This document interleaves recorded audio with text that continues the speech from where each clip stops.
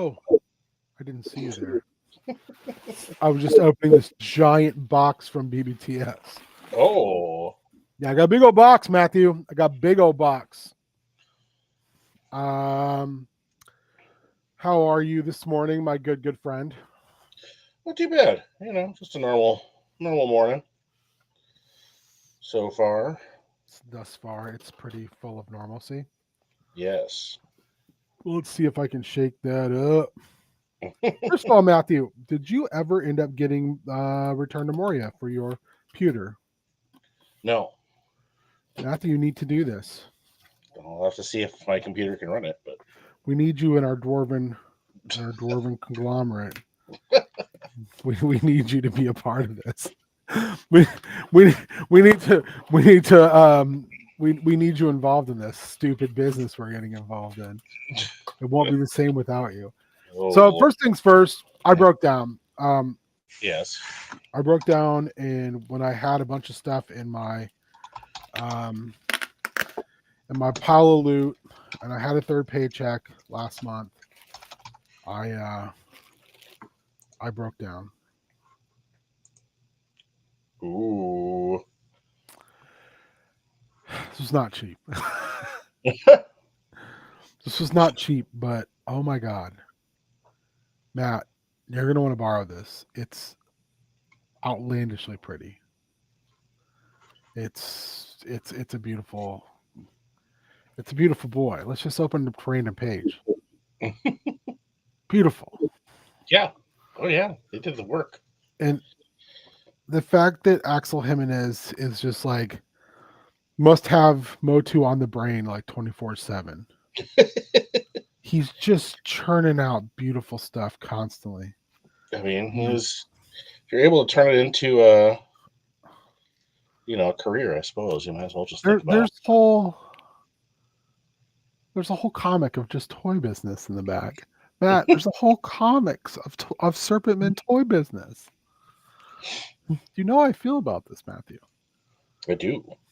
I feel good about it. Makes me happy. No, I'm very I felt like because this book is going to be difficult to get, Yeah, it'll probably not be I felt like available yeah, cheap for if ever. retail price, I guess. So I broke down. I was like, okay, I'm just going to do this now. And I just think that was wise. yeah, I want it. I might as well just purchase it. So yeah, I did that. I encouraged my stupidity of bad spending choices, but that's okay. I believe we talked about this before, but I also did purchase a 3D printer Yes. and a wash and cure station, Yes. and did feel the wrath of my beautiful wife. So for those who don't know, new computer, it's amazing. And I didn't have to purchase it. I planned on purchasing it. Started to set the money aside for it. Started to get ready to send the casualist of Doug's the money. And then got my ass chewed by Doug. Oh. Doug had already bought all the parts. And I felt really guilty about the fact that I was not paying for this. Doug's response was, how many years have you given me a Christmas present? Me and my wife. And I said, well, every year since I've known you. How many years have I given you a Christmas present in return? Well, never, because you hate Christmas. And he was like, I love Christmas now because you guys give us stuff. Oh my God, my scar is just really standing out this morning. I feel embarrassed. I don't see it. You don't see this massive line? I mean, I don't notice it as a scar. It's what it is. It's a massive scar across my face. At least on my screen, it's not particular. Ugh, looks terrible. So yeah, he purchased it. Now he did make me put it together. Yes. Which sounded like it was contentious, but stressful, man, stressful. But you made it through. Yeah, I did make it through.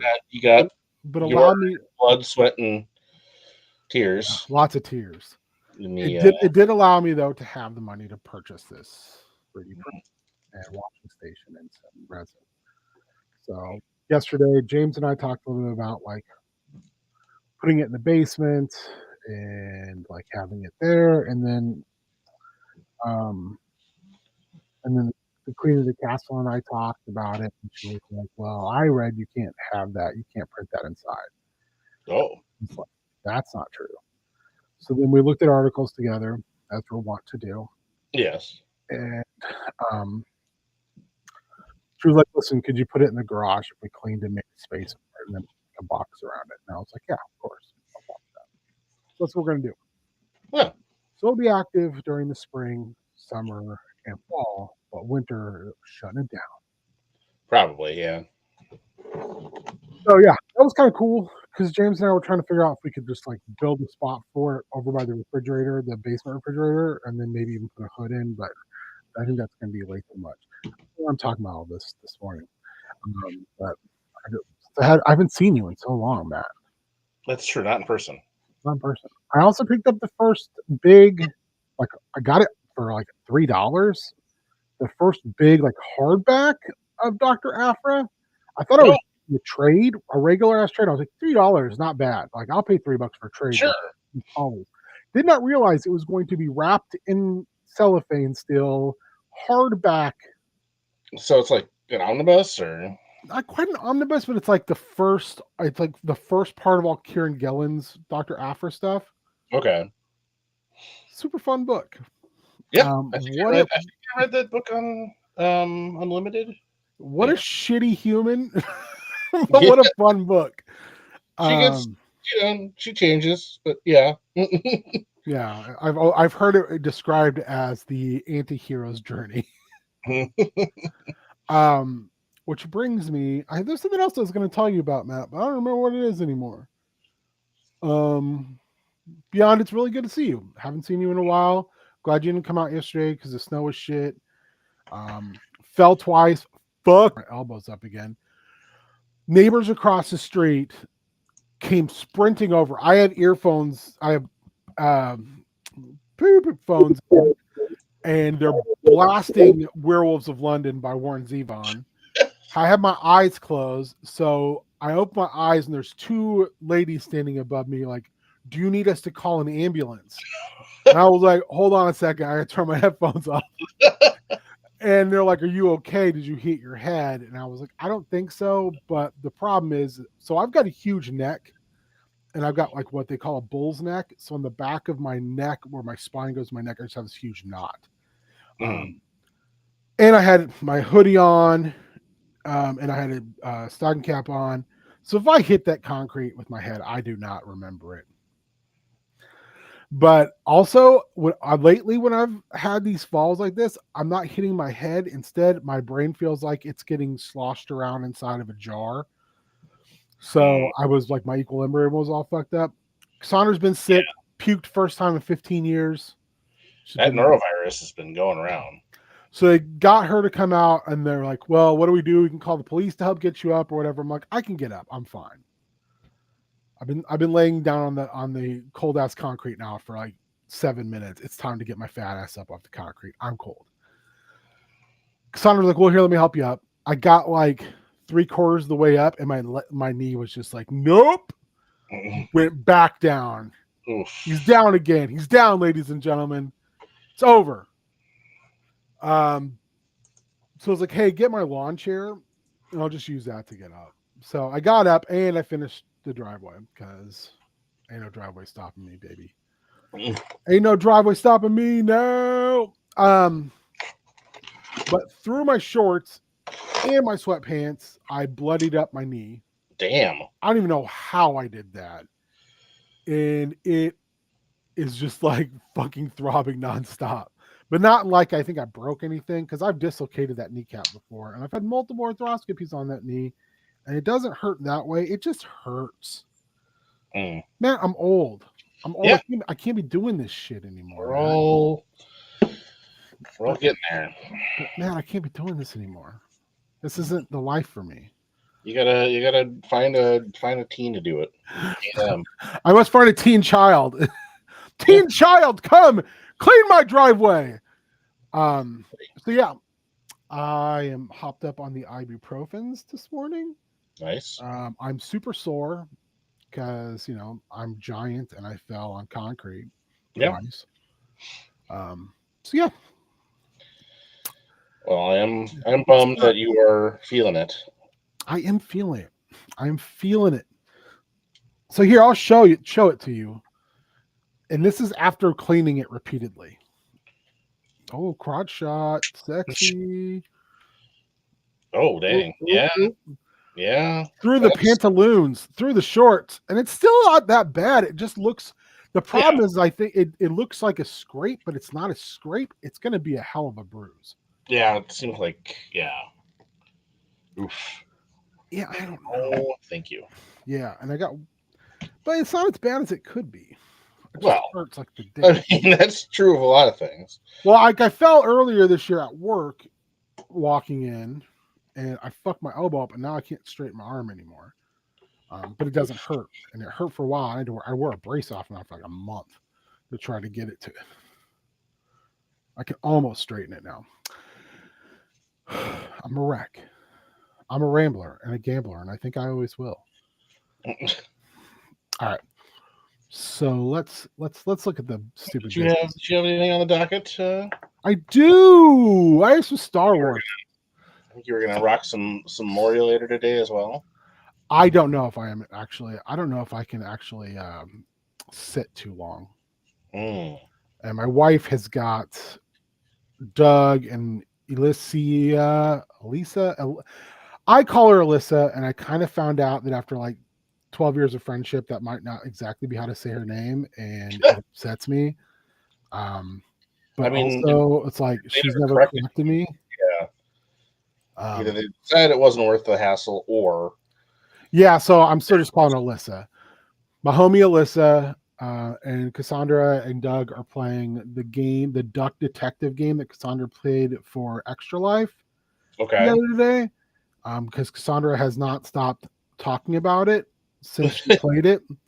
When she was very sad that in 3 hours it was over, and she's been scouring to find another game like it. So instead, she's putting them through the paces of it. Nice. Um, so yeah, I told them like I would like probably just hang out, but I didn't know how much to pay attention, and that was before busting my ass. So I don't know now how much I will do. So, but here is my dilemma. So I said 2 episodes ago Yes.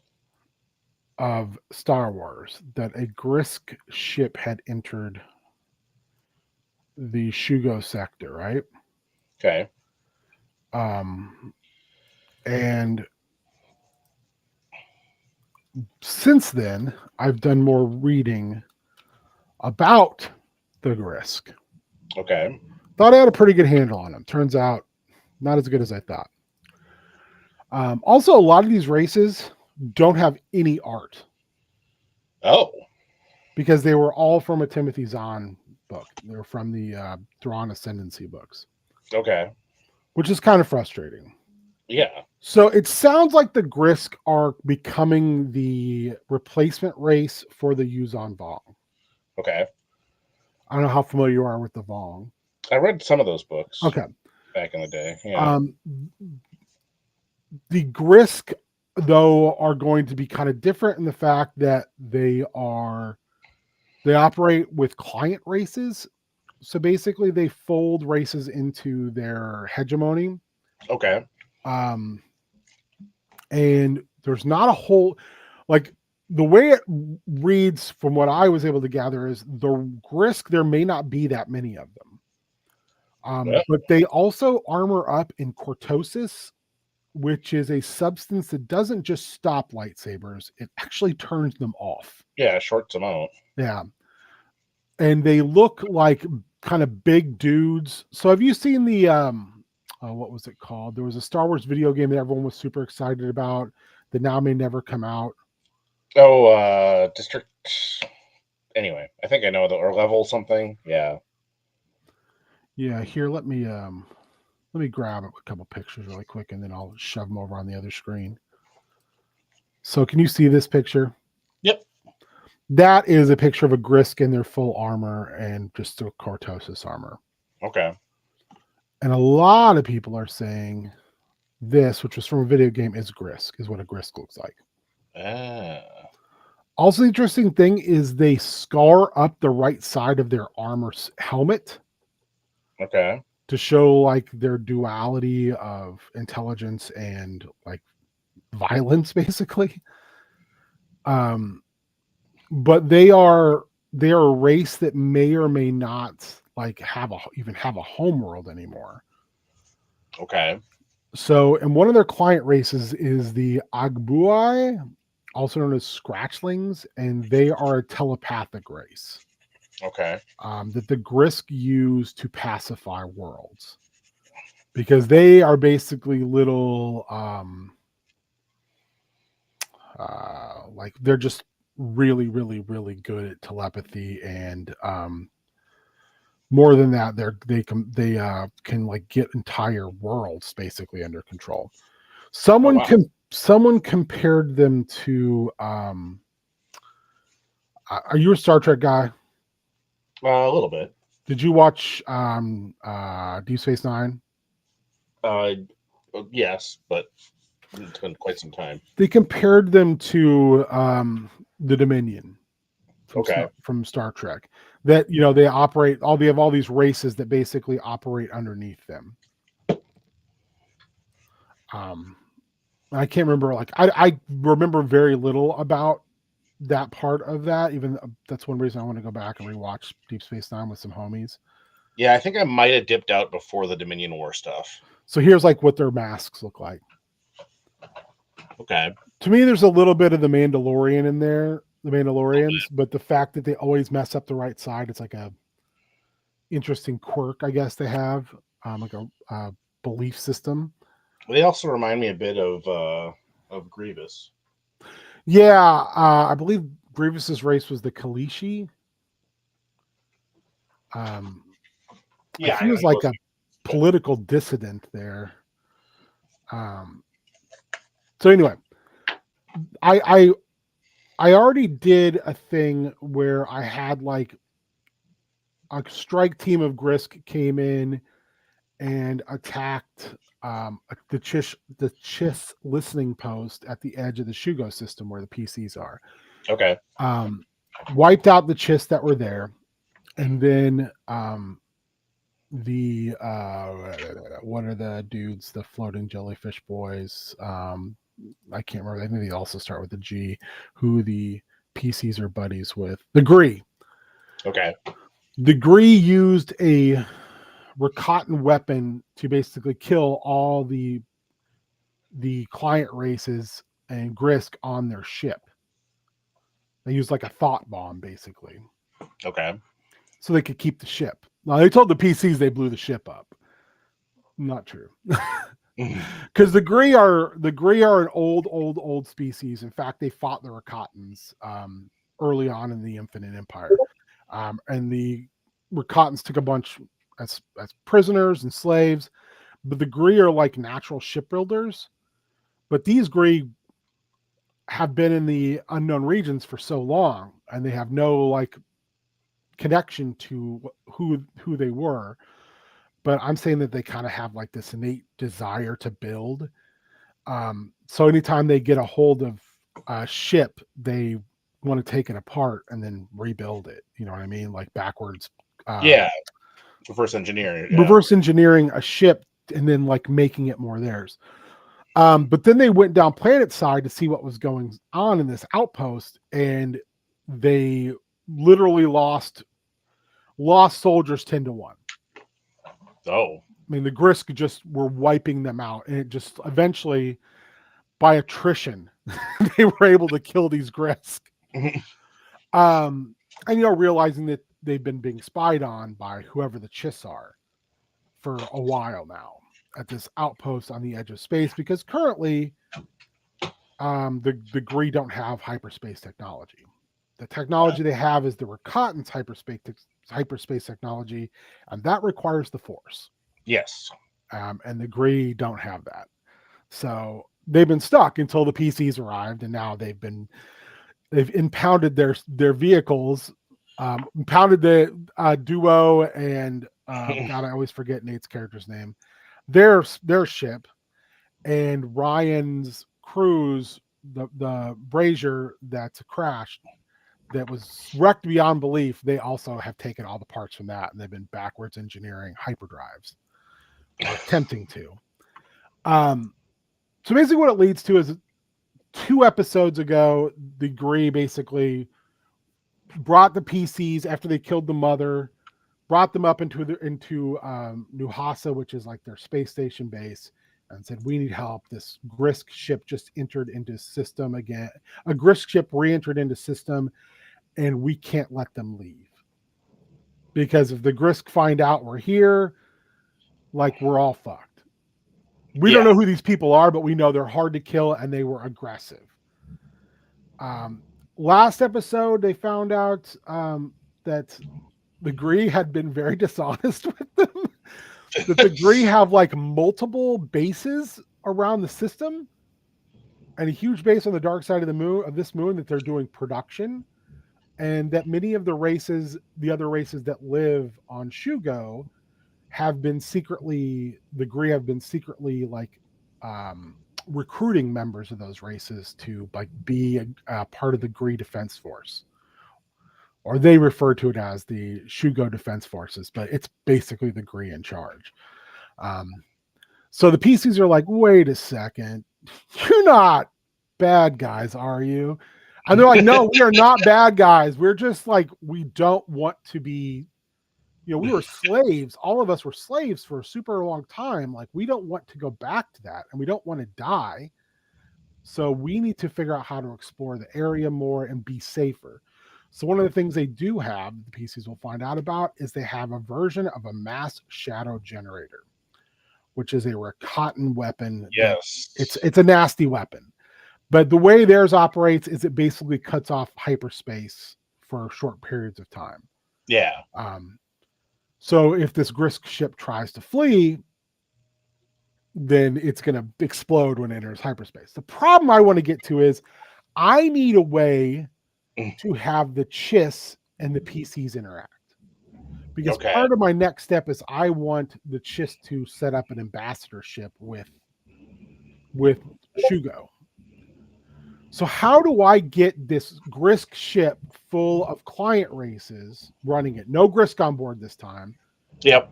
To have Chiss on board. So I have 2 thoughts, and I want to know what you think. Chiss prisoners, which I think is just the most simplistic thing. It's easy, but if it works. Or what if there's a Chiss ship attached, like they were mid-boarding, and in order to keep from being fully boarded, the Grysk ship just jumped, but it did not fully shake loose this Chiss ship. So when they're seeing this Grysk ship jump into the system, the closer they go in on it, there's actually like a Chiss ship attached, but not as well as it was, like docking tubes like broken off, floating. So like that is kind of what I'm leaning to. But I want to. We haven't had a big combat episode for 2 episodes, so I want to know your thoughts, Matt.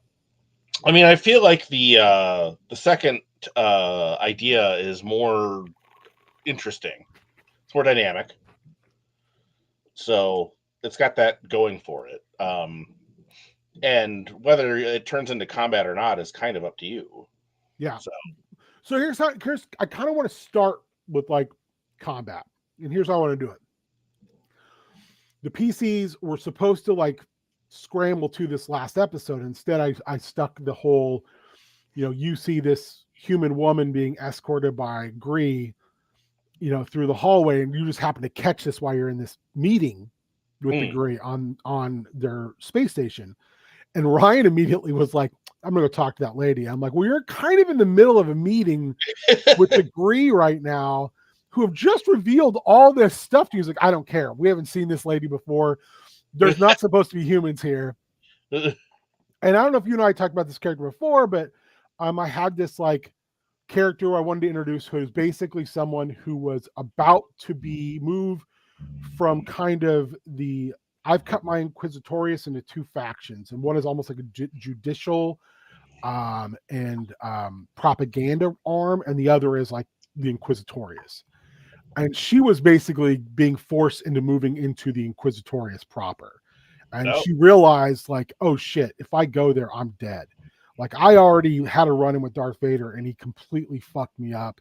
And then rather than like putting me in back, there was like, no, you can suffer and you can go through, you know, being cybernetically changed and with like no pain relief type of thing. So she wears a thing over half of her face because underneath it, she is like, he basically cut her down the face.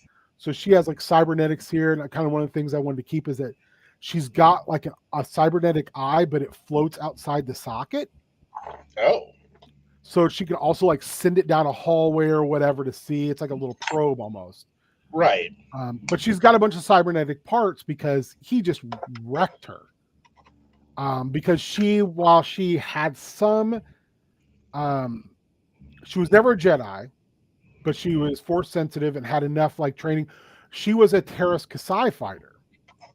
Ah. And like a champion at it. So she is like, lightsaber, she's okay. But fisticuffs, martial arts style, she will destroy you.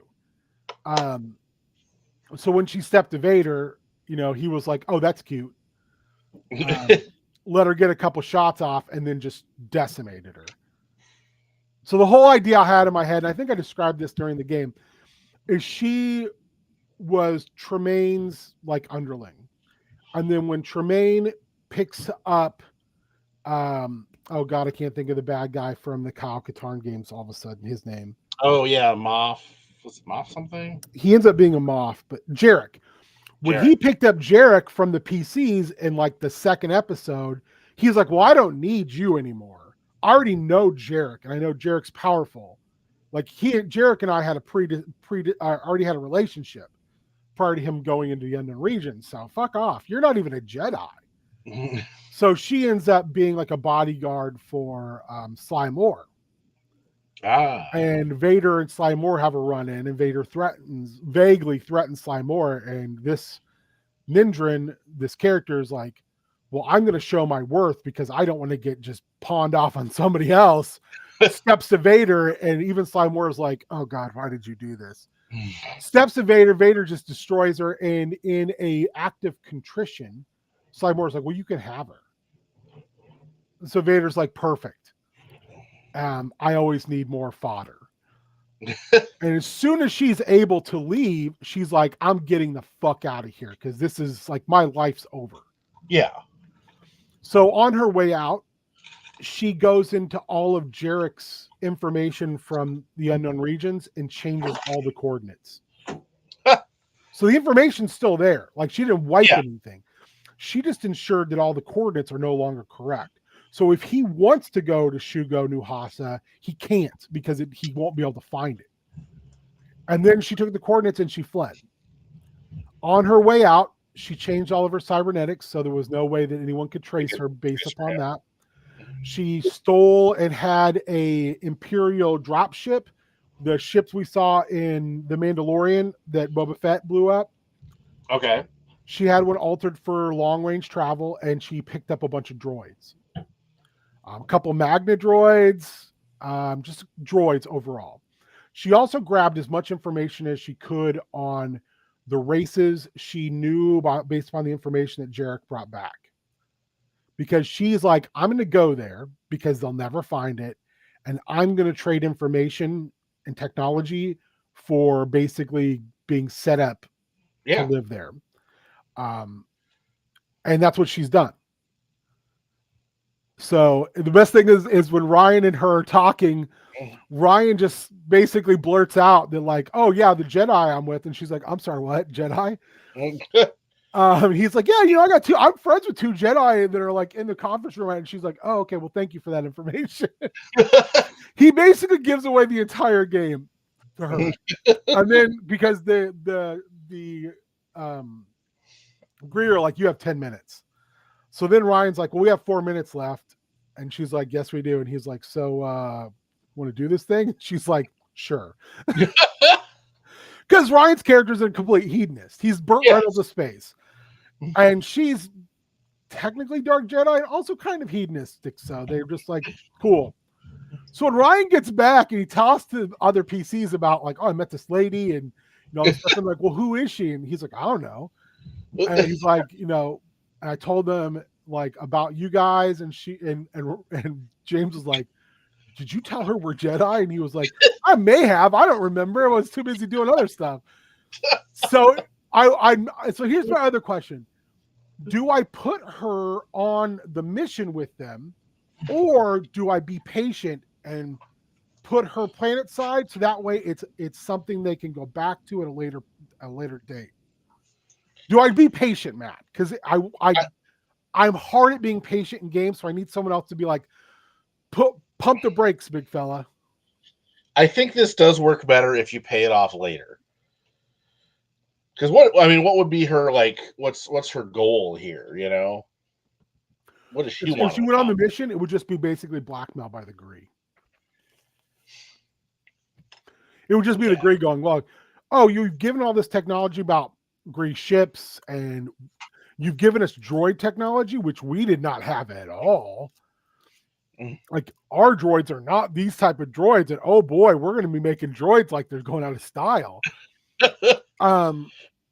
You've given all the stuff. Great, fantastic. This is amazing. You are not a good person. We've figured that out. Also, you're referring to Jarek, who had to flee here the last time he was here.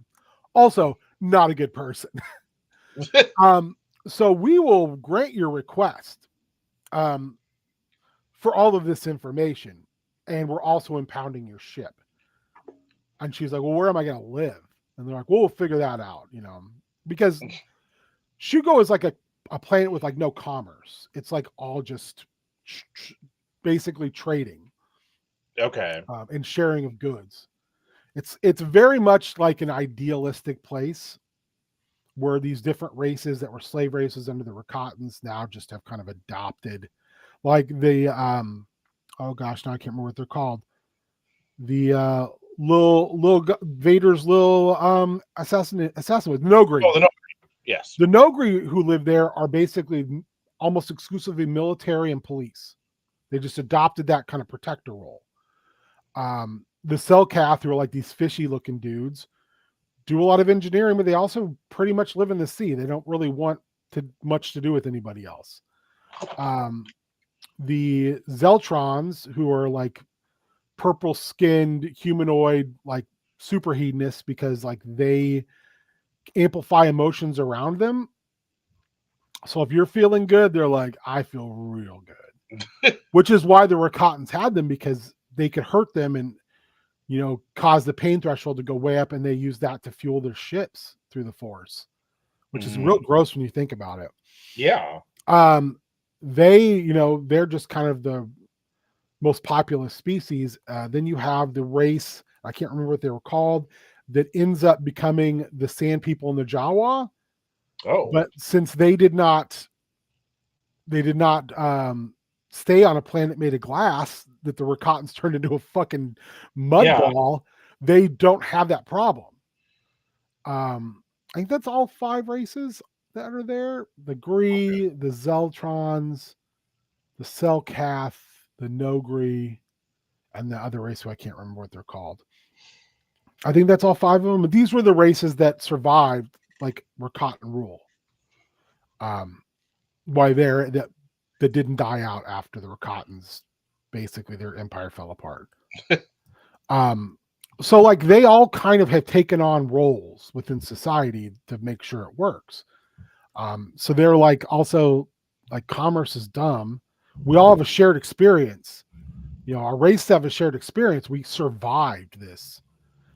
So they treat each other very closely like one giant. There's no racism or classism or anything, because they were all slave races. Okay. So they like have a shared cultural experience. So there's no reason they have. The only ones who kind of don't really live on the main planet are the Gree, because they're also very much want to build. So they, they took over What'll end up being, I haven't said too much about it. So the Rakatans had these giant like space station things that they use to terraform planets. I can't remember what they're called now. Scary weapon. They're big sun crushers, maybe. I don't know if it's a sun crusher or which thing it was the Rakatans had. Where they, I Sun can't remember. Crusher blows up suns. Yeah, that was the Kip Duran thing, right? Yeah. Let me just look it up.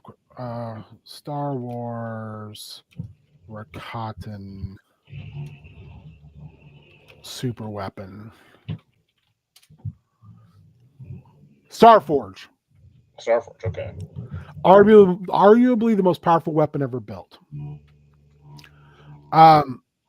So they have basically the leftover of a Starforge, which is what the Greek called New Hasa. It's this massive space station that basically floats in synchronized orbit with one of the moons in between the planet. So they're like, and they have ships, they just don't have hyperdrive.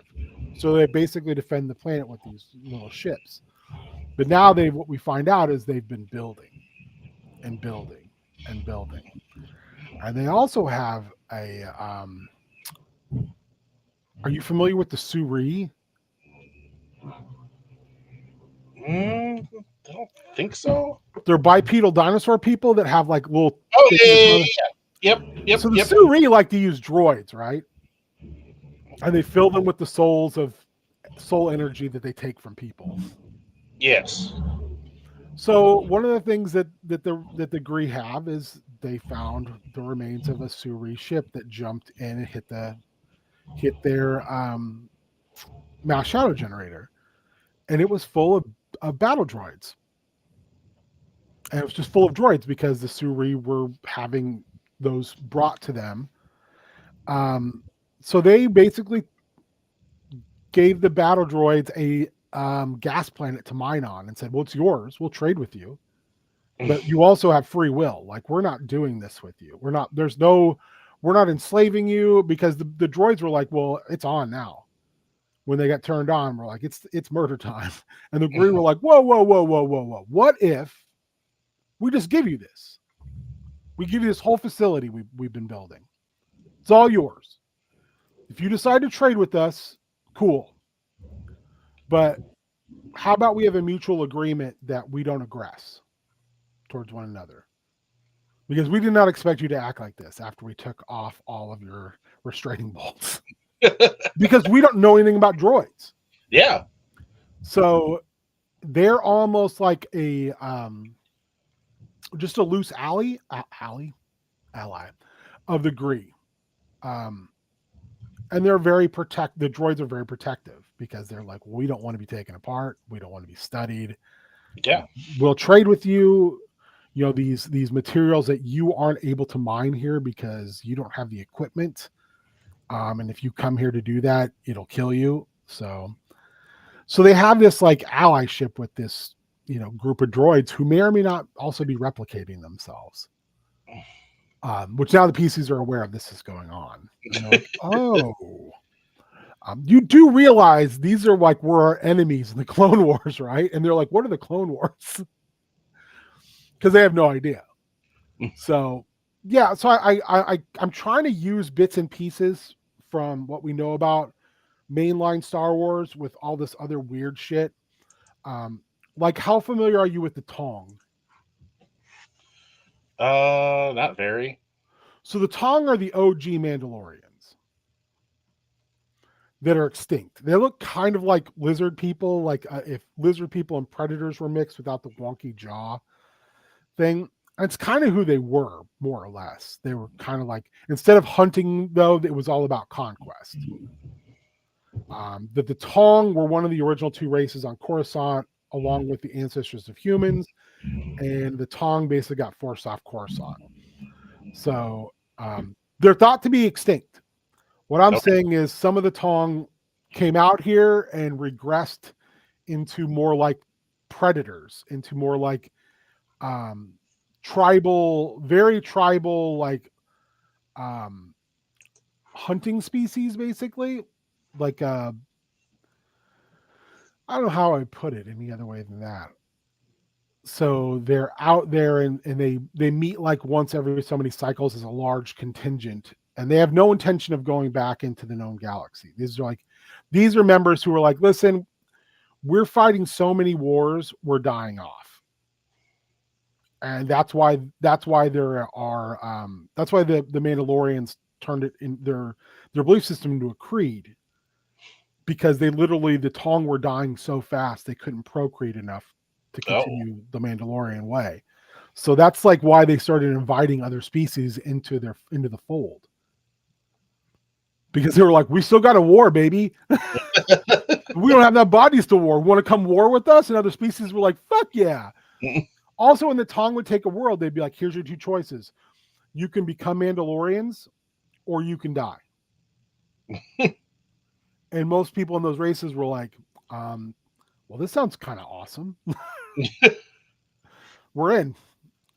And they're like, all that's asked of you is that, you basically you pick up our religion, which makes you one of us. right.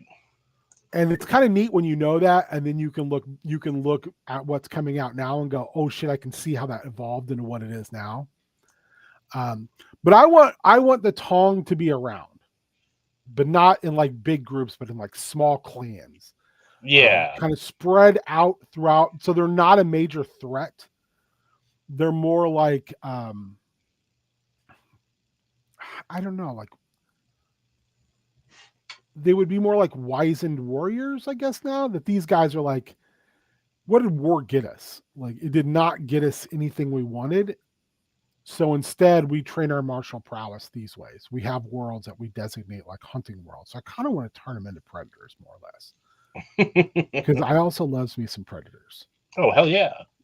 So that's kind of where I'm at with the Tong. We'll get to them later because I've also got the wonderful Pious Day that's out floating around. I also want to use Gank pirates. The Gank are also known as the Gank killers, and they're these guys who kind of remind me of completely amoral Mandalorians. And then the Hergolics and the Porporites are both cetaceous species. So when I do a water world, you know, the Hergolics I think look like big old killer whales, bipedal killer whales, and the Porporites look like dolphin people. Dolphins. Yes. So anyway, so I don't know if any idea what the Potatasis hiveborn look like, or the Nicaradoon, or even the Agbuai. They've only been described very loosely in Zahn's books. But that's who's going to be on the ship. So, I mean, I have a thing someone drew, but I'm not a fan of how it looks. Oh, yeah. I decided to illustrate the unknown regions from Timothy Zahn's books.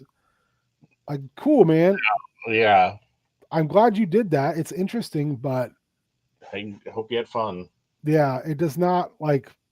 I like the idea. Okay, so here's what I would say. I like the idea of these. I'm just not a fan of the art. It looks like something I would draw, and I am bad at arts. So yeah, I wouldn't worry about that. so yeah, it'd be nice to if at some point I can find someone to do a little bit of art. Like here is Jaguar Grysk. So yeah, anyway, that's kind of where I'm at with all of this.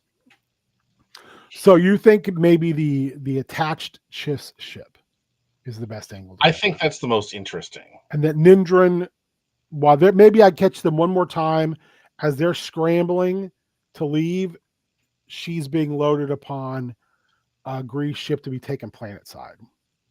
So they get one more like little interaction as they're leaving. Maybe we even get she's offered to go with, and she's like, no. No, thank you. Also, I kind of want to do that. I want to make sure there's the thing where, Breeb and Duo are Jedi. Yes. But Duo's not a combat Jedi. He was like a consular Jedi. And Breeb is more the fighter, right? Okay. But they didn't do it like during the Clone Wars. They were not like frontline generals. They were more like out doing like non-combat stuff by and large. They're not like Obi-Wan Kenobi Jedis. So she should be able to smash them. Like if they step to her, she's got enough tools to make their life physically miserable. So that's something too I want to get across is her just going, do you really, if they stepped her, I want it to be because she's obviously like she gives off dark side energy. She would be like, do you really want to do this with me? Because it is a mistake. I will beat your asses. Which I know James hates, but yeah, because he's always just like, well, I should be able, and I'm like, dude, you do a lot. You have a lot of abilities. So, anywho, so here's my next question, Matthew. All right. Does giving them 3 options on the mission make sense? Say, I can give you like, you can either go to the hangar bay where we have tapped into basically the thing I like about the Gree is I'm saying like the Gree use drones. Okay. Are you familiar? Are you a 40K guy at all? Not really, but do you know who the Tau are? No. The Tau are like the only race in Warhammer that's like, we're the good guys. Because their whole mantra is like for the greater good. Actually, the Grysk remind me of the Tau as well, because the Tau go to other species and be like, hey, join the Tau Empire. And if you say no, they're like, okay. But then they make your life miserable economically. Until you eventually go, you know what? We think joining the Tau Empire would be a good idea. But also a lot of races just join the Tau Empire because they're like, oh, shit's good with you guys. You're not racist, you're not xenophobic, you're just kind of like, hey, we want to make your life better because it makes our life trying to have a but they're a race, they look a lot like the Grysk. They uses like mechs, and they're not physically intimidating at all. Okay. They're actually physically kind of weak, but they use like a bunch of technology. And they also have client races. Which makes me also wonder if someone at Star Wars was like, have you ever read things about these 40K people? What if we just made them overtly kind of bad guys, I guess? Because the Tau also have a client race. God, what are they called? They're like dinosaur bird people. But they when they eat you, they eat their enemies and they gain their DNA. So they start taking parts of you, best of you, into them, into the next the next iteration of who they are. The Kroot, they're called the Kroot. Okay. And they've also got like an insect race called God, I can't remember what their name is all of a sudden. The Vespids, who also are part of the Tau Empire. So the Tau are like, hey, come join the Tau Empire. But the big thing is they use all this like almost like stereotypically Japanese mech stuff. Okay. Energy weapons, and their shit looks like nobody else's stuff. But they use a lot of drones.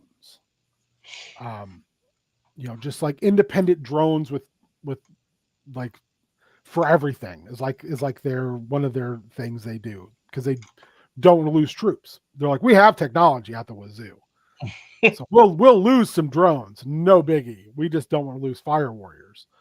So I'm thinking like maybe the Gree, that's like one of their starting points. Like as far as they've gotten with droids, is drones.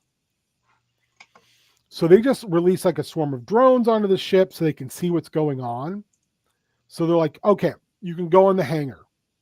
And there's a big firefight in the hangar between the Chiss and some of these Grysk hegemony races.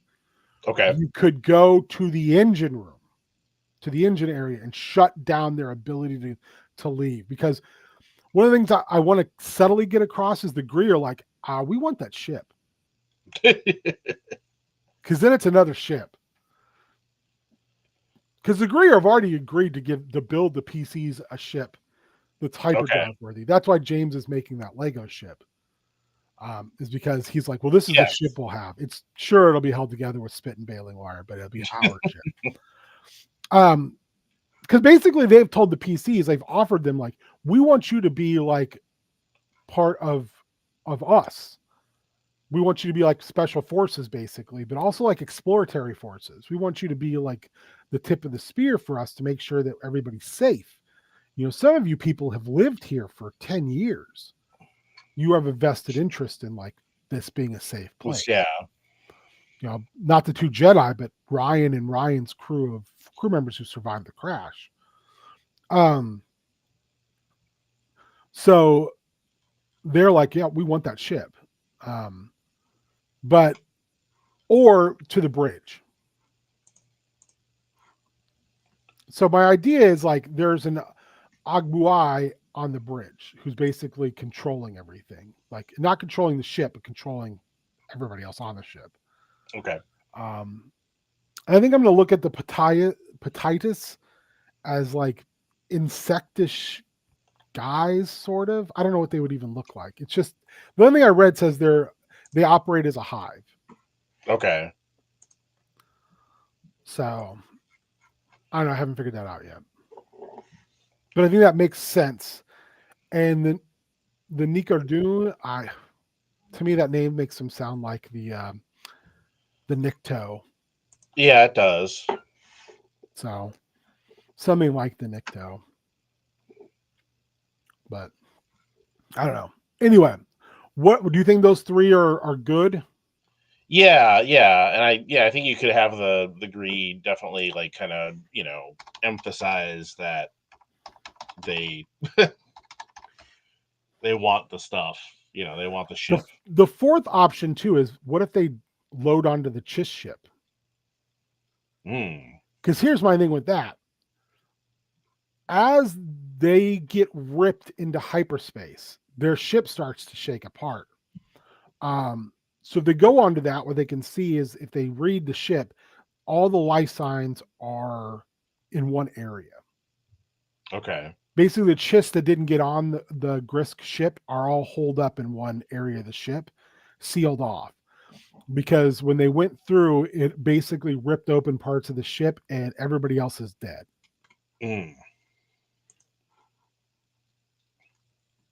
Does that make sense at all, I guess? Yeah.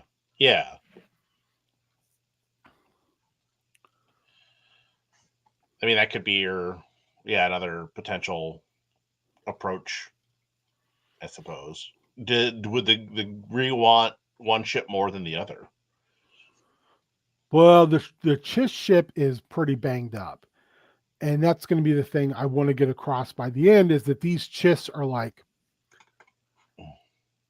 basically we'll make the overture of like, we're not interested in like conquering this area. We have our own problems to worry about with the Grysk, but we are looking for allies. So how about we put a, oh gosh, what are they called when you put a foreign country has a building in your territory? Consulate, yeah. You're an ambassador. We want to help us repair our chips. God damn it, my brain. Help us compare. Woo! Help us. Yeah, no, God, my brain. Help us repair our ship. Yes. We can set up a consulate here. And then once our ship is repaired, if you want to offer ambassadors from your space, we will return them to the Ascendancy. And, we're looking for allies, and we can make sure we get across how much of an ally you were. And part of that also will be like an apology for putting a spying station in your system for the last like 8 years. Because also I want to get across like the Chiss know everything about the Gree and all these other races, and they were like, we never saw you as a threat.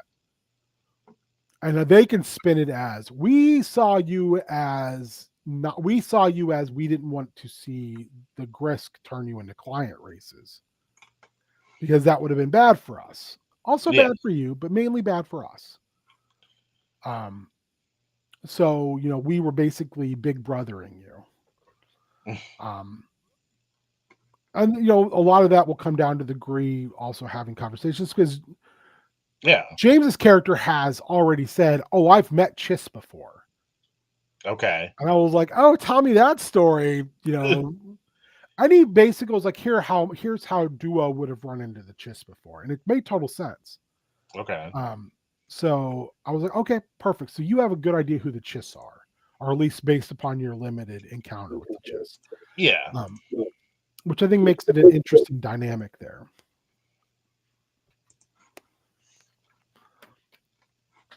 Thoughts, questions, burn it all down. I think you've got a good a number of good options for them that could go in some interesting directions. I like what you're thinking with the I'm blanking on the character's name now, the Terraskasi, whatever, that Oh, little blip Nindrin. to keep her, you know, in the move that along a little bit, but not you know, push it too hard. So yeah, I think yeah, you've got a good thing set up here. So another thing I want to eventually kind of steer towards, well, they still have to go back and deal with the sword Rakaten and the book Rakaten and the engineer Rakaten, because there's only Okay. 3 Rakatens left on the planet now. But one of the things that I subtly dropped that I don't think they paid any attention to is their Jedi buddy who was in a coma. Um, Sword Rakaten had brought to him. I don't think they remember that at all. Their comatose Jedi buddy is now in being held by this, Swordmaster Rakaten and all of his acolytes. Um, and then that another member of Ryan's ship is basically not being held, but is where the librarian Rakaten guy is. And they know there is an engineer Rakaten, but they don't know where he is. Mm. But that by showing up and by killing some of these other Rakatans, the Force has started to slowly come back to the Rakatans that are alive. Ah. So they know they have to deal with that at some point. And that there's an NPC in their group who was put there by the Sword Rakatan. I wish I could remember what I was calling them. Because I hate calling them like my sword. The Sword Rakatan. Yes. I gave them like names, like weird like titles. Because I was like, oh, they're old. They don't really have names anymore. Sure. It's the problem with all my games is I end up having so many goddamn NPCs I can't remember them. Yeah.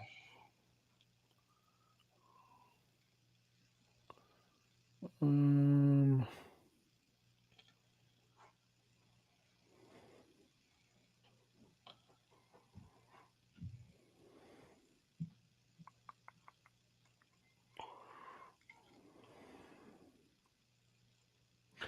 Vens. Vens. She was the Rakat that the duelists sent with the PCs. And she she was basically told to follow the 2 Jedi. So she's been treating them like they're her master Mm. because she's his best student. And pretty pretty good. And they've kind of both been like, oh, this person's like force sensitive and already has all the, has a ton of, blade skill. So they've been trying to kind of figure out what do we do with Vens? Like, do we like kind of just welcome Vens in? So the horde information is the ancient Orsolata, who is like has this big building on the planet called the Great Repository. And then there's the engineer who basically lives in a Rakatan vessel in the ocean, like underwater, and continues to like work on a ship so he can leave because they killed the hunter or the blood-covered mother. So there. Yeah, and he's called the duelist or the sword who whispers. Okay. But their boy, which I think was around when you were playing with the group, who I can't remember what his name is all of a sudden, was a Jedi you guys found in hyperspace in a pod. Oh yeah. Yep. He's been picked up by the duelist. Oh. So, which may or may not be another reason why the duelist is starting to get the force back. So yeah, that's kind of what I got. Okay. So I feel like I have a lot of. Oh yeah, you got a lot of threads you can pull for sure. I mean, we've got the entirety of Ryan's crew who's still alive. Oh gosh, I didn't mean that for anything. Because Felicia is in a relationship with Breeb now. They found Brog, the Wookiee medic, who is so traumatized that they've lost the ability to speak. Of course, you've got Nub Rubbins. Yes. Everyone loves Nub. But you've got the rest of these people have not been found. So, Yeah, there's a lot of threads. Yeah, that they can go including after. Ryan's favorite, Screeb the Robust, a young Hutt. Ryan was like, I don't know Star Wars, just randomly picked races, and I kind of fucking love it. But like Corboy is with the engineer. That they and R5D7 are with the engineer currently. Also, they're from Alderaan and have, and the PCs are like, oh, they don't know about Alderaan. And I'm like, guys, Alderaan has not happened yet, but it will. It will. Yup. Actually, I got 2 Alderaanians in this mission. And I also love that the ship's counselor is a Gamorrean. Nice. So anyway, that's kind of where Star Wars is at right now. No, that's solid. Oh, I remember something I was going to ask you. Okay, have you ever read a Marvel book called Secret Warps? Which one? It must have come out not too long ago. And it's like where they just smoosh together different characters. Not Secret Wars, Secret Warps. Yeah, no, I was vaguely familiar with it, but no, I did not read it. I got that trade for like 99 cents. It's very fun. Doctor Strange and Captain America smushed together into Soldier Supreme, and the trade is like all over the place. I mean, there's a section where they go to 2099, and it's a combination of the Kill Raven future with the Martians and the Marvel 2099 stuff. Doom and Galacticus are a smush that I enjoy. There's an entire thing where they smooshed the new universe characters with the Squadron Supreme. Oh. And I'm getting ready to go into the last part of the trade, which is like more singular about different characters. Like Moon Knight and Spider-Man are a guy. Yeah. It's weird. Justice Peace and Captain Marvel, Ms. Marvel, whatever I call her character. And then at one point, there's multiple characters smushed together. Like, so the Sorcerer, the Soldier Supreme, and the Ghost Panther, who is, Black Panther and Ghost Rider, get mega smushed into one character. So it's 4 characters into one. I can't remember the name of them is, but it's like wild. So like Iron Man and Thor are combined into one character. Yes, yeah. I thought a lot of some of the designs were really interesting, but I can't remember at the time. I just didn't have, Well, if you won't read it, I have it, and it is very, very fun. It's dumb and fun. It's like there's a micro world inside the Soul Gem, and that's where all this takes place. So it also plays with the idea of like, well, is the Marvel universe, the normal 616, just inside of another Soul Gem somewhere else in the multiverse? that also that like by existing they're destroying other universes inside the soul gem Of course. by smooshing because they're causing all these things to smoosh together. So yeah, that's an interesting concept in itself. um yeah, I don't know, it's very fun. I'll have to loan it to you. I think you would dig it. It's Yeah, I'll check it weird. out. It's very weird, and like you said, the concepts are fucking amazing. They're you know Steve Rogers as Steven Rogers, with the mustache, with the blonde hair, Yeah. and he didn't get his powers through like Erskine's formula. He instead got it through Erskine's magic. So he's a mystical soldier, which is kind of neat. I don't know, it makes me happy. So yeah, it's might be In something. the six universe, there's the World War II Sorcerer Supreme, um, Who's who that? is um, I can't remember his first name now, but his last name is Zardos, which makes me think he's related to Nightcrawler's adoptive mother, Yeah, Macaulay yeah. Zardos, who is his sorcerer. Um, but yeah, he's popped up a few times, and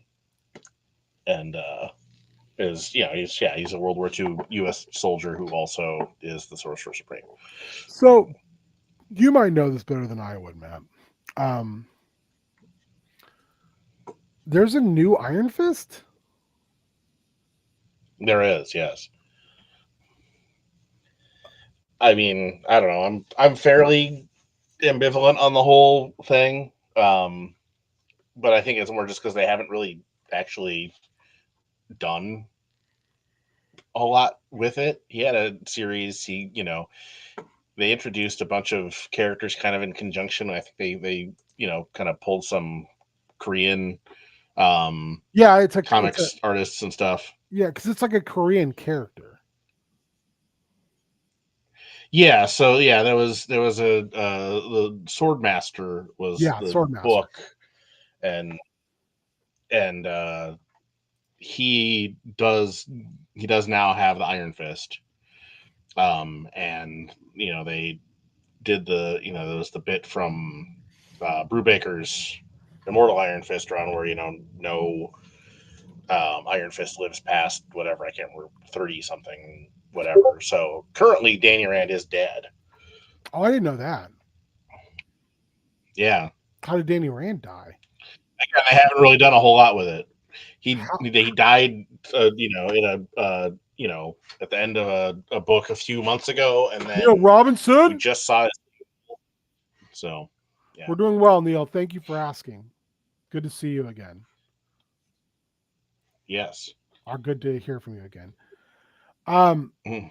yeah, I didn't know that he was even dead. That's why I was like, who is new Iron Fist? Like, what is this? Well, so Danny hasn't had the Iron Fist for a minute, and then now he's dead, and then I mean, I'm all so here's something that and you maybe you have a different opinion. I don't want to get off on a rant here. Um,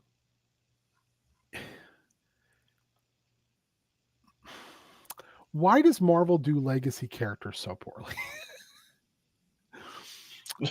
DC does legacy characters really well, and Marvel does them not so good. it varies. I think, but It varies. I think your reaction tells I'm me just all I need to know, Matthew. I'm just trying to think of. I mean, it's more just inertia with the legacy characters where they kind of actually glom on, but or stick around. Um, Oh, yeah, I don't know. I don't know. I think part of it is Marvel's younger. A lot of the characters are relatively so. DC had another 10 years or so before they were like, oh, we can get rid of like we can ditch, yeah, But I think it was yeah. If you That's had had another 10, taciturn, like, yes. if you had had another 10 years of some of the Marvel characters that they've tried to then do legacy versions of, like you did with Flash and Green Lantern and such, then I feel like they would have been more willing to like get rid of some characters and leave them gone, which is I really what established Wally and Kyle. Yeah. Is you had like they stuck with it Yeah. for a long time before they reverted. I think one thing they did And you've got really other characters out there like Connor Hawk, who's basically who cameos once in a while, I and think one of the was things a that they did replacement. really He was a legacy. well with legacy characters, first and foremost, was JSA. You had a book that was a good mix of old and new, and it was all about legacy. The entirety of the book was about like legacy. And I don't think Marvel's had that. Marvel tried something with the Lost Generation book, that maxi series, which I liked, but of course I love John Byrne. So but at the same time, like as far as those three examples you gave, Morrison used them in the Justice League. I feel like it kind of legitimized them. Like these are those guys now. Well, because they were the Green Lantern and Flash at the time, but yes, it did help legitimize them. I don't know if that's the thing. Like I read Avengers, and I also picked up the first Champions trade, and again for a couple bucks, which was awesome. And I had more of that run, but going back and finally reading the first issue and seeing like I had no idea that Miles Morales and the young Nova were members of the Avengers at some point, or Miss Marvel, and they all quit. Yeah, and I really liked it was that. The Wade run. To me, that was cool. The idea that you had these young characters who were then like, "What you guys are doing is not what I want to do." Why are we continuing a status quo that has consistently failed? We're going to go do something different. That interested me, and I think Champions might be the best legacy book Marvel's done. Well, the other thing too with Marvel is they didn't really start doing legacy characters until until DC made a the model legacy books. Well, the model of the industry had changed. You've got shorter page counts. Books don't run for as long because even a successful book is still going to do better if you reboot it with a number one after 7 issues. That leads me to another trying to sell issue 7. So let me ask you a question and your opinion on this. Neil, feel free, or anybody in the chat, feel free to pop in. Do you think comics would do better being done in a season format? Since you're already going to reboot it with the number one anyway, to be like, that's basically where we're at. Yeah.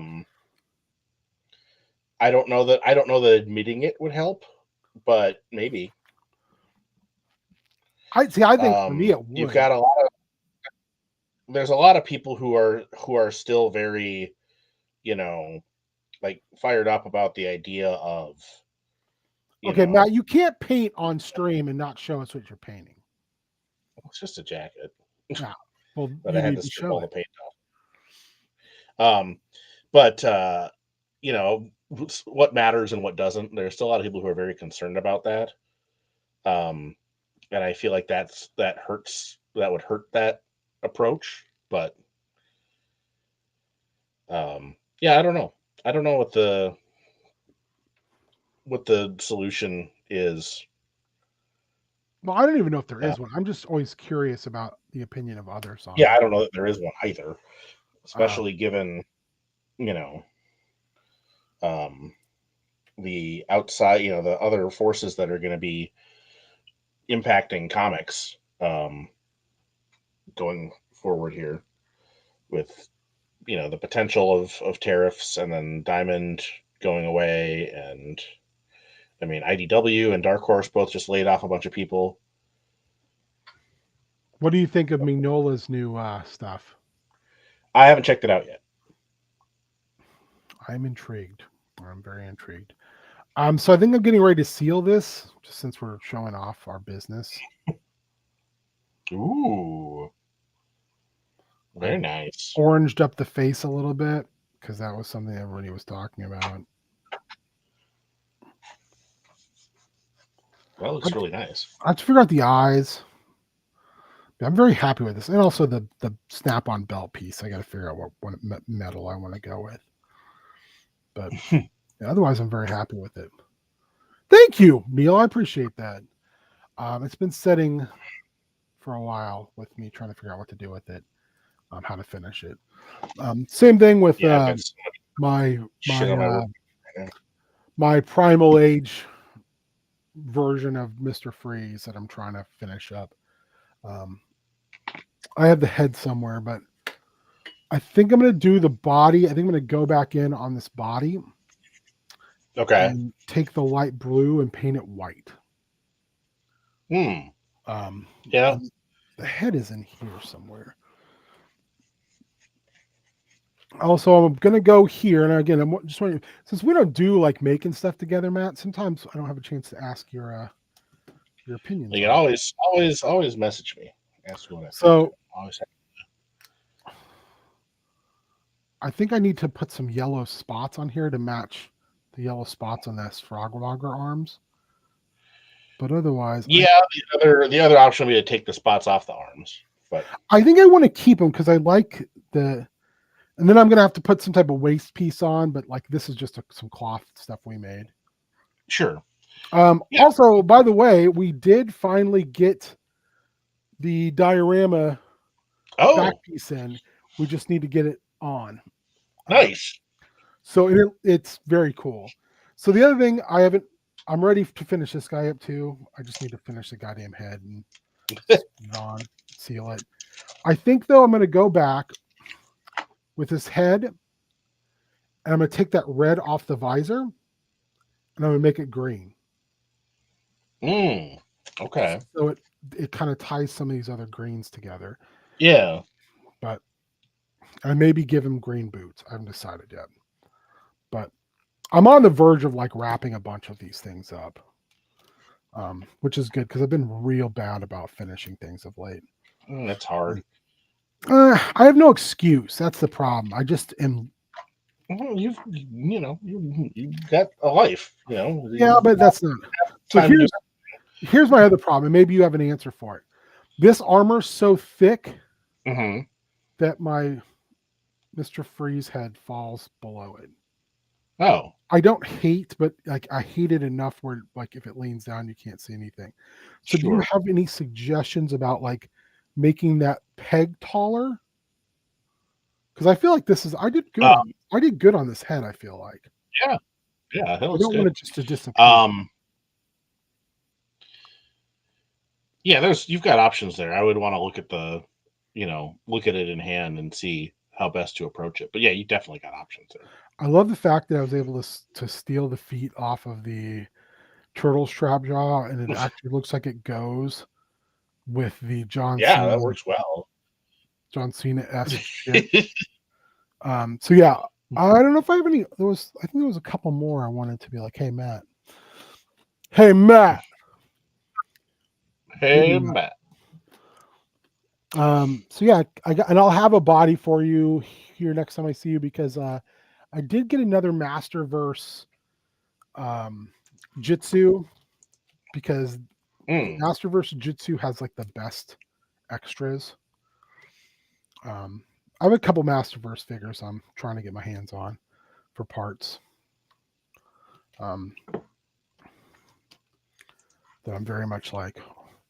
I don't know if I showed you. I got some heads not too long ago. I picked up Red Shadow's head. I gotta finish. Nice. I gotta finish this head up, but I think it's looking pretty good. Oh yeah, yeah. Maybe I make myself big. I am big and.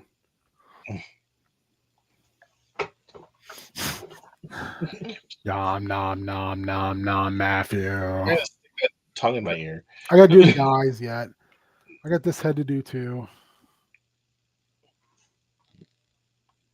Ooh. But I at least got it Zenithal highlighted. same thing with this. I want to do a bunch of serpent people. Nice. You probably working on it a little bit this week. I ordered this. Still trying to get that a good general head for Ratlore. I started fiddling around with this, which to me feels very Star Wars. Oh, that's very Star Wars, but I think that could work well as a Motu. Oh, that's neat. Yeah, it's kind of like a web store smooshed with Hordak. Working on this. Which again, I know it's like a Hulk head, but man, it feels mega Motu. I've been working on this head forever, and I just feel like it's not going anywhere. The face is just, which is like from an old toy model that I think someone is re-putting out, like the people who making 5.5s. I can't remember what it is though. Primo, maybe. Again, this is very Star Wars, almost. Oh yeah, I've got one of those. You got one of those heads. I know you've seen this. Ooh. This is going to go on an Andre body. Nice. I really am because there was a Primal Age King Shark. So, and then yes. So I know some of you know, but I'm not sure everybody knows. One time I had David make me a D&D demon who I very much enjoy. There's a demon named Kamataz. So I took the head off because it was just a man-bat head, and I need to go back in and kind of re-black up a bunch of stuff.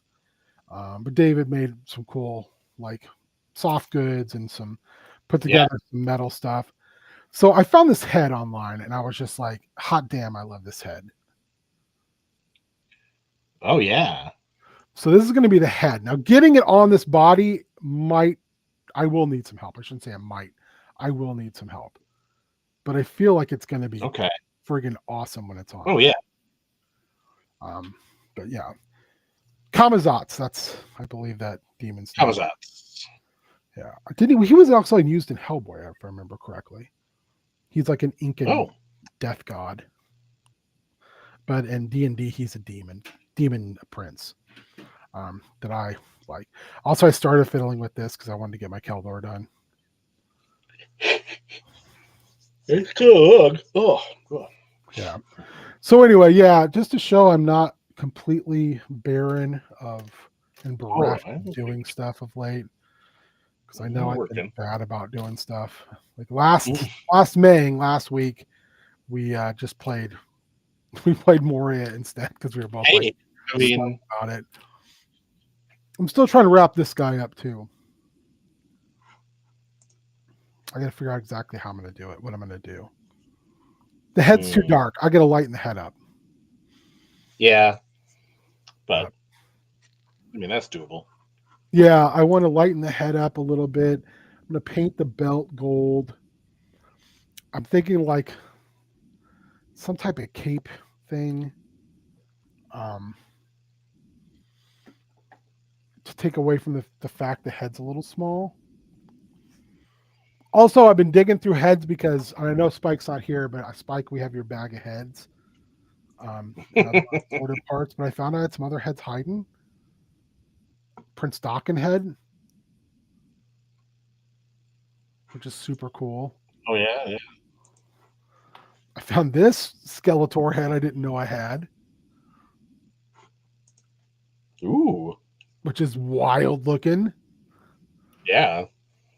What's his name? I think this guy's name was Kothos on the old Filmation cartoon. He only appeared like once. A lot of those guys. Oh, yeah, I remember that one. But now we got chunky bodies. I can make a chunky boy. Yes.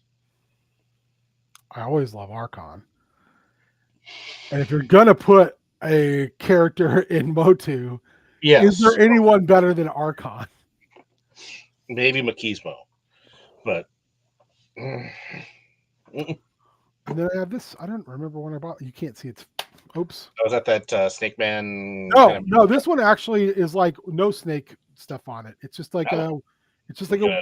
a short bearded wizard man with the same Oh, helmet.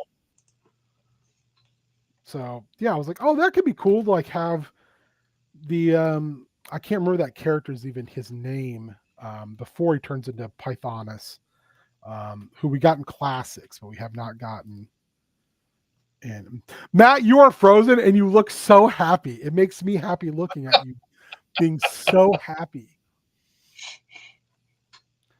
Um, I can't think what his name was. It was like he was though in classics, right? I'm not imagining that. Neftu? yeah. Is it Nephew, Neftu? yeah. So but you know, that's how we be, man. How it be? Sometimes, but why be though? What about you, Matt? Where can people find you on this wonderful place on the I'm internet? here most Sundays, and I'm on the Day of Wonder channel for Chop Chop every other Tuesday, including this coming Tuesday. Look And behind I'm me. on You Blue can Sky. kind of see the diorama in mid work. Yeah, I'm going to be excited to see where that lands. I hope it's good. I just have to like figure some stuff out, and I need it to be busy, but not too busy. I need to put like some type of riser in the middle a little bit, so it gives it a little bit more depth. But I think it's going to be cool. Yeah, I'm going to have to relight it, I think, too. But I'll have Doug help me with that. Darting pool. Best viewers on online. Don't go in, there's a bomb in there. Um, hopefully I can get Matt back into some games at some point because I know you've been super busy. it'll Lots happen. going on. Absolutely. I'm hoping you'll do GI Joe at some point because like Christy put that thing in our Discord and I was like, Matt, this could be us. This could be us. Um, I'm trying to think if there's anything else, Matthew, that you've got going on or that I'm trying to get you involved in. I mean, yeah. What do you got coming up? Anything Star Wars tomorrow night. I'm not nice? sure if Colin and I are doing anything next week. I need to talk to him. If we are, we might do another Meng so I can unbox all this shit next to me. 'Cause I was like, I got all the Turtles of Grayskull stuff that finally came in. I have another Masterverse Jitsu. I've got a couple Necrocondas in there. Because I went ahead and was like, I need 2 more of those. Because the stupid back of the card has He-Man fighting 3 Necrocondas, and I was like, yes. Also, rumors that we're getting a Fright Zone. Really? Oh. Wow. The German Toy Fair apparently had a bunch of weird stuff come out, or the Masters Fair, whatever the hell it's called. Germany just keeping it real over there with Master stuff. I gotta finish that dude up. I was like very determinative, like, oh, that guy should have some shoulder pads and stuff. But now I'm thinking dinosaur guy, he doesn't need anything. I feel like just this boy on his own, I feel like you don't need more than that. Yeah. Like I said, I gotta paint this belt some color because it's just a PLA print. Oh, okay. But I feel like the head turned out all right. Oh yeah. Do you think I need to go any orange or matte, or you feel like it works out? No, I don't think you do. No. Okay. I'm trusting your judgment. You got any you or Neil or anybody else have any suggestions for the belt? Because it's just literally it just snaps on. Because it's only like this. It's only I don't feel like you need. I mean, you just hit that with some gunmetal or whatever. Just keep him basic, man. I don't think he needs a bunch. I don't think I have any gunmetal gray, to be honest with you. No, well, you can mix some. You take some silver and mix some black in. It's not a bad idea. Yeah, I feel like the warm color works really well too, Neil. I think it makes him. So I'm basing him on a old third party masters thing. Yeah, I can't remember what those were called, but I do remember the. Was it Galaxy Warriors maybe? Maybe I feel like I've seen the figure that you're referencing though. Like Ignis or something like that was its name. I know that there was a Motu biography card for it.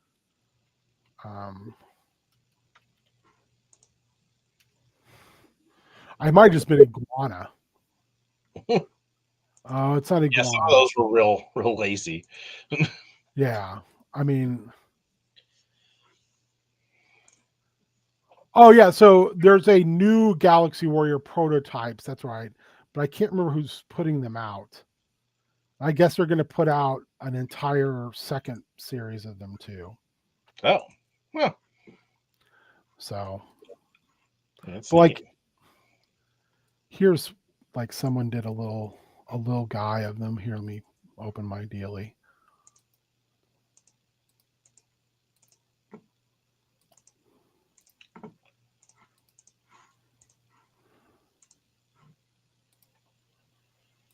I don't know if you can even see that, but someone did a very master's art style thing with Oh it. yeah, definitely. I mean That's that just looks like wood iguanas. plastic. Yeah, Okay. they've got the like 3-fingered tongue lasher hands, and it's not the same character, but I mean it's an interesting looking, Yeah. which would be a cool character I think to do. And let me look for that other dude really quick because I know I have him on my Dropbox. Um, so talk amongst yourselves. I'll give you a topic. Um, so is this a Mang week for you or chop and shop? I It mean, is. Yes. what are you It going to be working is. on, Matt? Fuck, I don't know. I got so much shit on my desk here to work on. I might try and I mean I'll probably try and put Michael Knight to bed just to because he's close. Um, and then we'll see if I can find some parts. Maybe I'll work on my Danny DeVito. You're Frank Reynolds. I mean, he's Into not blast. specifically Frank Reynolds, but pretty much. I have not gotten any of the Frazetta stuff yet. They don't really. I was looking at it. I'm like, for the price, these don't really seem like my jam. So, There is yeah, a and I've got a bunch of heads I've got to mount up, and oh yeah, so that's kind of what I'm shooting for. So I'm gonna have to figure out a belt piece. I think I am not gonna use that piece. I'll see if I have a there's some good. stuff that's kind of got that vibe. Yeah. The only thing is the tail on the back. I'll see if I have a Mythic Legions thing that I can fiddle with. But there you can see like the old school head that Mm-hmm. was on the old body. But I feel like this does a pretty good representation of that. Oh yeah. So I'm feeling okay about it. I like the look of that, the drawing especially. The old figure not as much, but that art right there makes me very like dinosaur smash guy. So Iguana will be done soon, I think. Um, if I can just get focused at all, but so yeah, Star Wars tomorrow night. Ming, maybe, or even we're trying to figure out what Spoopy Boys. I know when Colin comes down next, we're gonna try to do a watch along together, like in my basement, like just watching a show Nice. together, which would be pretty fun. Um, and then probably Battle Games again next Friday. I had a lot of fun with it just being me and Doug, and then Spike on backup, giving us information because PlayStation Network went down for like a couple days. Which I mean, it is bad, thankfully. So oh, it is back. yes. Yeah, because I was like, damn, I can't imagine like the rage involved with people like who are. Oh, I'm sure people were just livid. I mean, I was annoyed, but it was like, all right, whatever. It was only down for like a day. That's a long time though when you pay for that and like your games if you like. Oh yeah. Oh, I mean, I'm sure they'll have to make it right. But you know. So yeah, like I said, I'm not sure. I'll let people know. At some point, I'm going to figure this Streamlabs enough out to start to put stuff out ahead of time of like what's coming on. But I tried that before and then had problems getting like it to open up when we were ready to do stuff. So until I can sit down with someone with a bigger brain than me to go over that stuff, it'll just have to be crappy for a while. And then we're gonna I'm working on the new Star Wars intro, but it's forcing me to have to cut up a lot of video and to insert it, and I've been lazy about it. So no new video for Monday. Sorry. Last month I was like, I'm gonna get this video done, and then I haven't touched it again for about 20 days. Because you know, I'm lazy. What can I say? I'm a one-man band, baby. It happens. If I had two more people in my you know? band, if I was a 3-man band, maybe it would get done. I need this job. I got kids. But unfortunately, no. Other than that, yeah, I think things are kind of they're all right. I mean, we're doing well. We hope you're doing well. Have a good rest of your Sunday.